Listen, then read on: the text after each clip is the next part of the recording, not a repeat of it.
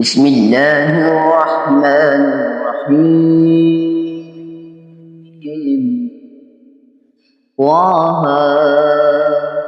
ما أنزلنا عليك القرآن لتشقى إلا تذكرة لمن يخشى تنزيلا ممن خلق الأرض والسماوات العلى الرحمن على العرش استوى له ما في السماوات وما في الأرض وما بينهما وما تحت الثرى وإن تجهر بالقول فإنه يعلم السر وأخفى الله لا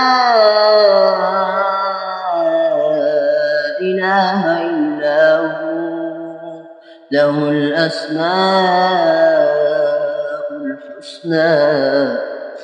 وهل أتاك حديث موسى إذ رأى نارا فقال لأهلهم كثوا إني آنست نارا لعلي آتيكم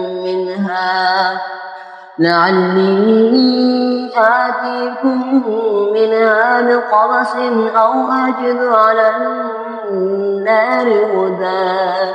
فلما أتاها نودي يا موسى إني أنا ربك فاخلع عليك إنك بالوادي المقدس طوى وأنا اخترتك فاستمع لما يوحى